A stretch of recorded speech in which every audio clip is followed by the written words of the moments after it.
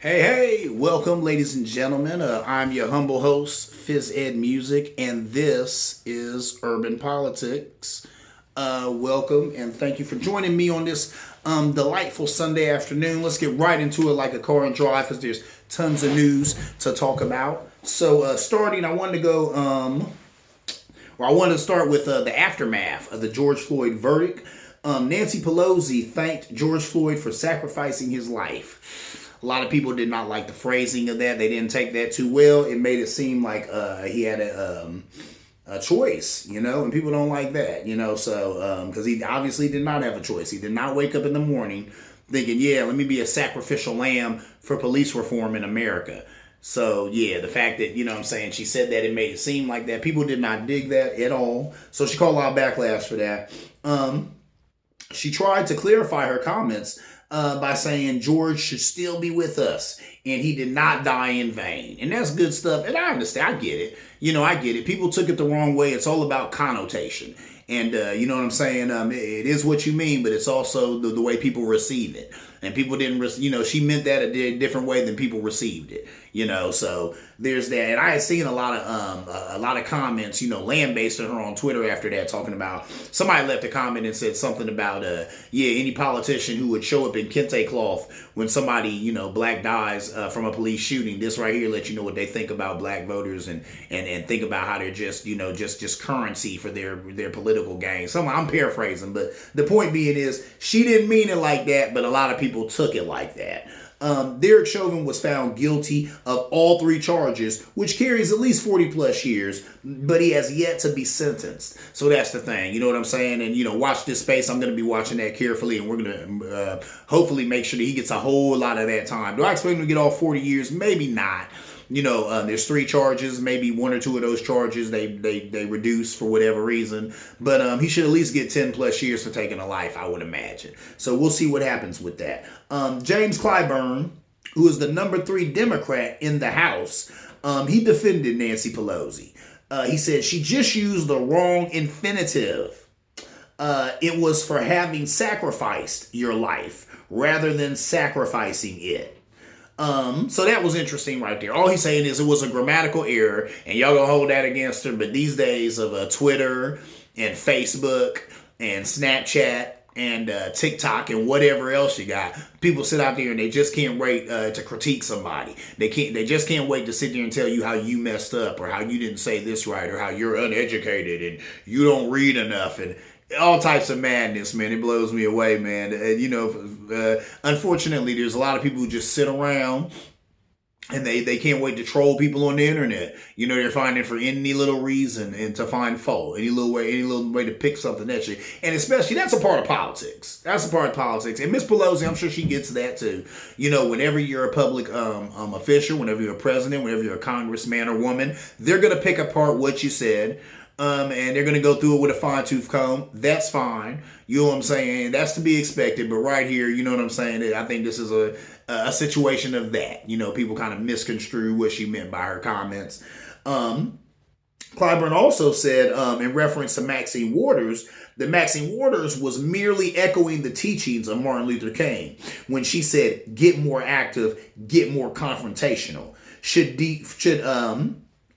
Derek Chauvin be found not guilty. Now, what he was talking about is that Maxine Waters, she's come under fire from Republicans before because of some of her comments, like when all that stuff was going on with Trump officials kind of turning a blind eye to what was going on at the border and stuff. She had told Democrats and activists to get more confrontational, get in their face. Right? So they were trying to say, people on the right on Fox News were trying to say that she's trying to incite violence. She's trying to give people the green light to go out here and commit violence against other people because they have different political views. That's not what she was saying at all. And Mr. Clyburn explains it better than even I could, which I have done on this show. But let me go on with what he was saying. He said she was referencing to the Martin Luther King edit on confrontations and Project C campaign, a fight for justice and morality in race relations, according to King's biography. Clyburn said, we have to confront injustice, and that's what's up. So A lot of times people on the right, conservatives, and I've had conversations where they want to invoke the name of Dr. Martin Luther King, and they say, what happened to the black community since the days of Martin Luther King? What happened? Well, first of all, the government killed Martin Luther King. You can go look that up, go Google that if you don't believe me. Anyway, the memory of Martin Luther King really gets misconstrued all the time. The right likes to hold on to the view of this this docile Negro who wanted all colors to come together, and yes, that was him. That was a piece of it, but another piece of it was that he understood that we can't always be marching with signs that say "I am a man." And we keep doing that, we keep running up the opposition. At some point, we're going to have to do something. Something's going to have to give. This movement's going to have to start looking different. And he was getting hip to that. That's probably another reason why he ended up getting killed. You know what I'm saying? Because I think he was starting to come to that. He was starting, I mean, with this right here, you know what I'm saying? This right there, King is saying, hey, look, ain't enough to march. We need to go to these people's houses. Okay, we need to go to these people's places of business. We need to get in their face. We need to be confrontational. We need to let them know that we're serious, that this is not a game. This is not a hobby. This is not a passing fad. We want civil rights and we want them yesterday. So, you know what I'm saying? King was there. Conservatives always forget that piece. They always forget that piece. They only want to talk about the Martin Luther King who was "we shall overcome." But like an onion, that brother had many layers, and some of them layers was sick of the BS. So there's that. Conservatives swear that the jury was intimidated into their decision. If you go over there on Fox News, that's all they're saying. They're saying that none of these people believed that Mr. Chauvin was guilty. They were just intimidated into their decision. They thought that there was going to be Antifa and Black Lives Matter protesters at their house. And garbage. It's garbage from the right, man. They kill me with that, man. They fear-mongering. And that's a lie. How about this? How about maybe those people on that jury, like the rest of the world, witnessed a murder on film, and they thought that was wrong. And because of the wrong that that man did, they felt he should be held accountable. So they held him accountable. How about that, Fox News? How about that? How about don't even have anything to do with color? How about that?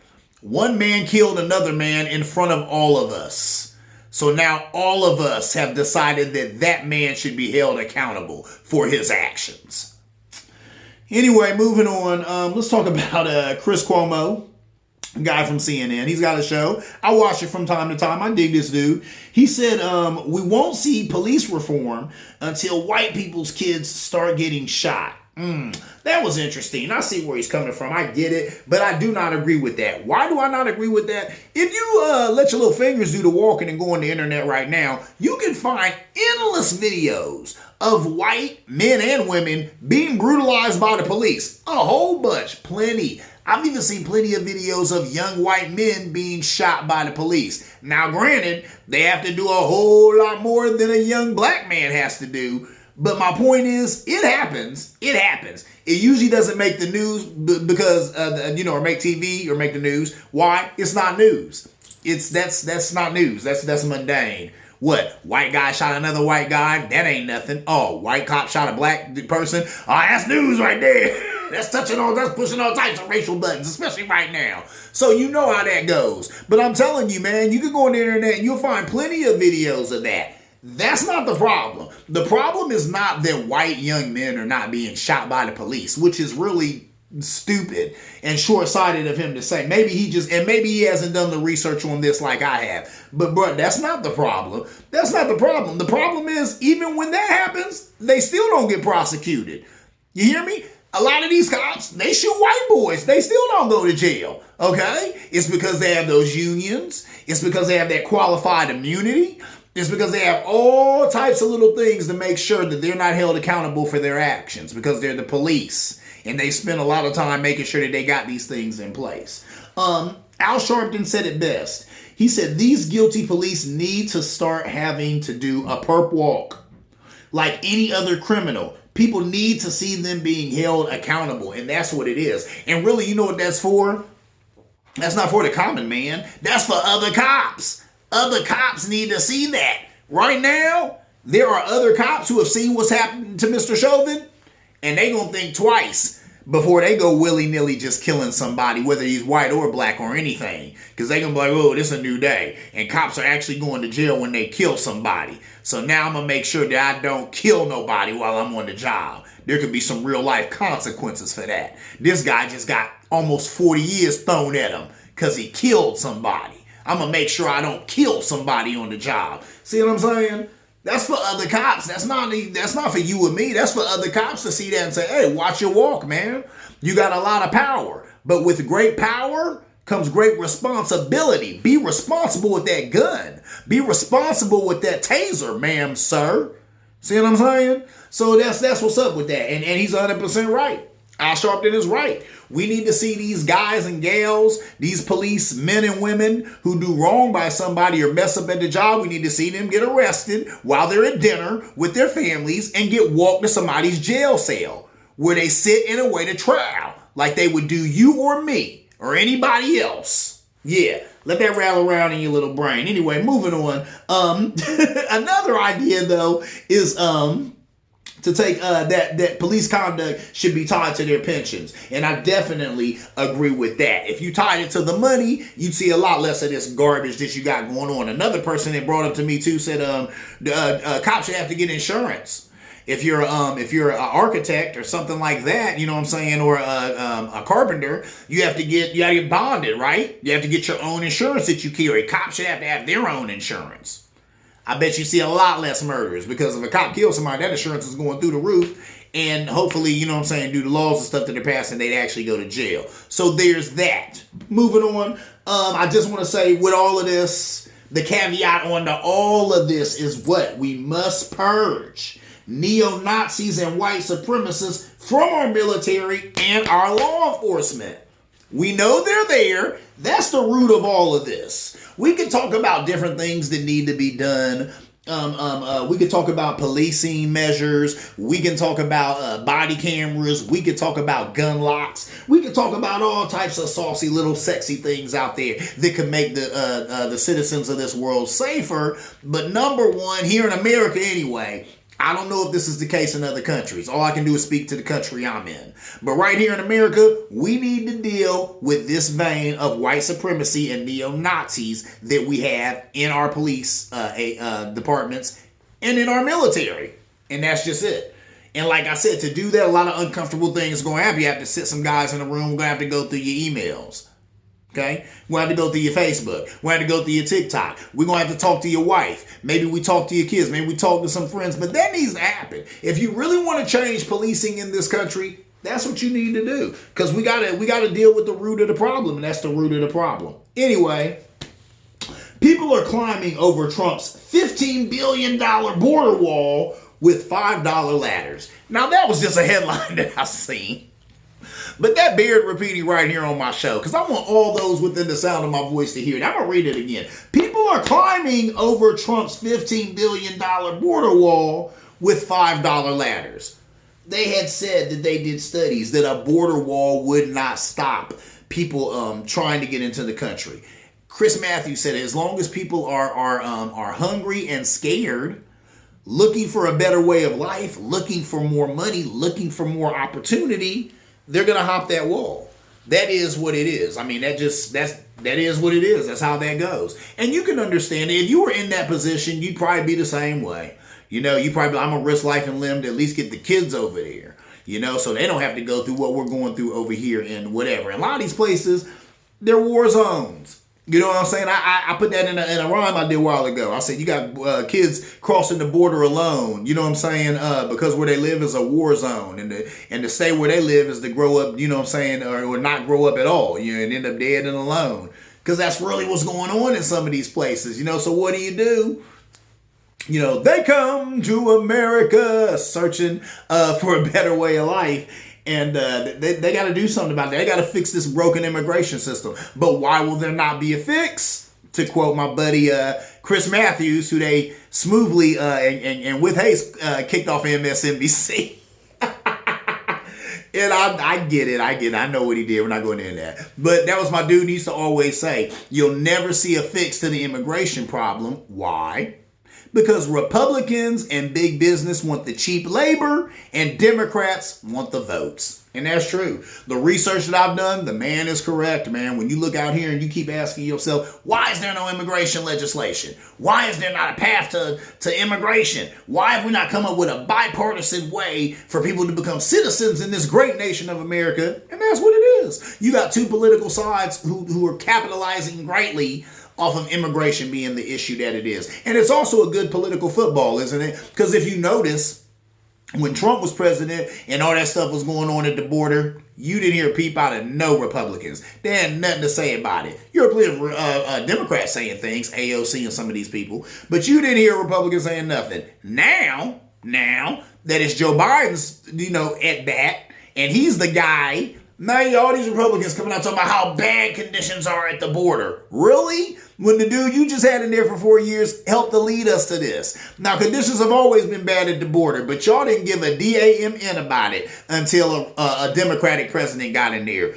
So they all love that. That too. Immigration is always a great political football. That's another reason nothing's going to happen on immigration. I hate to tell you that, ladies and gentlemen, but I do not see any movement being made on it because both sides benefit greatly from no moves being made on it.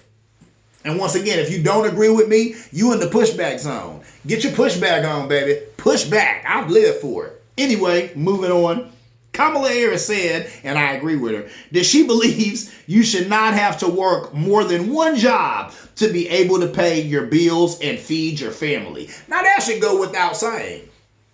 There was a time in this country, I remember Elizabeth Warren talking about it. She had talked about how her mother, and I want to say she had maybe two brothers and sisters, or, something like two siblings. So her mother, she said, was able to be a waitress in the 70s and raise a family of three by herself and did that. And I think, sent her and maybe her siblings to college on what a waitress makes. That's unheard of today, and it shouldn't be. That is the problem here in America. The cost of living has went up, but wages are still stagnant. And this, once again, this is another political football, because I get sick of them saying that just some of the dumb things they say, oh, you want to have a $20 cheeseburger if they got a $15 minimum wage at McDonald's. We've seen that be a lie. They've already instituted that at some McDonald's, and those McDonald's are surviving, if not thriving. Okay, we have cities and states that have implemented a $15 minimum wage. Those cities and states are striving, if not thriving. You know what I'm saying? They're doing real good. So cut the games on that. You know what I'm saying? You just have people who just want to keep things the way they are. They want to stay stagnant. They want to conserve things the way that they are. They don't want things to progress towards a better future, and that needs to quit. So, unfortunately, though, it hasn't been this way in this country for a long time. I can remember back in the day when I had two jobs and people used to look at me crazy like, oh, you got two jobs? You must be real tired. Why are you doing that? This was a long time ago. I'm talking about early 90s. That's when it was, something, maybe something to make people raise an eyebrow. You got two jobs? I guess you rolling in the dough. These days, 2 jobs is commonplace. 3 jobs is commonplace, depending on where you live. A buddy of mine who lives out in California. Ooh, L.A., California. Hey. Yes, beautiful, huh? Beautiful scenery, beautiful everything. His mortgage is not beautiful. And it is high. And the cost of living out there is extremely expensive. And he told me out there it's commonplace for people to have 3 jobs. 3 jobs is no big deal in LA. You just trying to live. And the cost of living out there is crazy. Rents are crazy. Mortgage rates are crazy. It's just hard to live out here. And, like I said, everything has went up, but your pay rate, everything's went up, but the money that you make in your check. So that's a problem, and it is what it is. So until they decide to get in on it or to do something about it, I think some of the legislation you're seeing as of late is starting to answer this or trying to answer some of this as far as that minimum wage, raising the $15 an hour in some places, as far as people getting some of these stimuluses or these tax credits that they're talking about. Keeping going, how Joe Biden wants to keep the CTC credit, which is, $300 a month. for children that are between certain ages and stuff like that. He wants that to become a reoccurring thing. That'll become another entitlement that the right will be mad and rail against. But hopefully Mitch McConnell is on his way out of there. So some of this legislation you'll see come down the pipeline and some of it will pass. But it's to answer that, because something's got to give, because people can't live around here. They're not making enough money. Automation is taking jobs. So something's got to happen. But I agree with Ms. Harris saying it used to be like that at one point in this country, where you could just work one job, have your weekends off. Your weekends you can spend with your friends and your family. Actually, Saturday is supposed to be the day, I guess, that you spend with your friends and your family. Sunday is the day that people went to church or gave time to their God. Then, Monday through Friday, you back at it or whatever, back in the salt mine. So, let's get back to at least where people can do that. Work 40 hours a week and have their weekends off. That's good, man. And I know what's up, because I there's plenty of times in my life I was working a lot more than that. And so, yeah, that needs to change in this country. Anyway, moving on. I want to talk about the State Department and how they issued a level 4 do not travel for approximately 80% of countries worldwide due to coronavirus spread. Wow. The update asked all Americans to reconsider all travel abroad. Think about that. They're asking everybody to please think twice before you call yourself traveling outside the country. I get it. You know what I'm saying? COVID is running wild all over America. Now, even though you see a lot of things have opened back up, there's some states that are taking it more seriously than others. But for whatever reason, you know what it is. And this is America. So still don't nothing move but the money. So more important than human health and safety and all of that is money in the economy. So a lot of these states, they don't want to see their precious economy dwindling. So they want everybody to get out there and get back to work, whether it's time to do it or not, whether you're risking catching corona or not. They want you back out there funneling and contributing to their precious economy. I get it. I understand. You don't have a state or a city if you don't have an economy. If you don't have things moving, things got to move. People got to go to work. People got to buy things. All of that good stuff. I hear that. But at the same time, I wish that there was more of a focus on health and safety. So a lot of things have opened up, but I found myself still hanging out at the house. Why?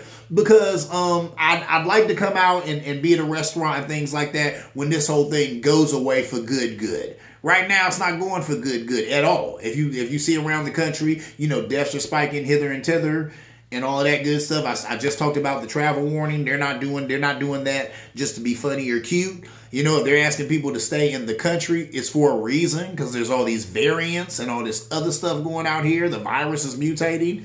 I don't say this to scare anybody, okay? I'm not trying to scare anybody, because this is your life. But I would say be vigilant, and that's my whole thing. I'm all about vigilance. So I kind of feel like, I'm not so tore up about maybe hanging out at the house right now, so that maybe in the future I can go out when it's a completely safe, or at least a lot more safe. But it is what it is. You have to look out for yourself. Like I said, be vigilant. Wear your mask, do a little social distancing. It can't hurt. Still on the internet, I'm seeing all these anti-maskers, and that's just ridiculous. People who still just don't want to wear a mask. How big a deal is that? And there was a guy tripping because he had to put on a mask going into a Little Caesars, and then somebody left it in the comments. The pizzas come hot and ready. You would have been in there for 2 minutes picking up this pizza. You couldn't put on a mask for 2 minutes. You had to go in there and protest with this guy for 20 minutes about a pizza that you still didn't get because you still weren't wearing a mask. This is ridiculous. Welcome to America. With that said, let me go ahead and wrap it up, because I don't want to keep you past the time. I look now, my time is drawing nigh. I want to talk about my brew of the week, which is this little delicious treat right here. This is called Bat Squatch. And it's by Rogue, Rogue.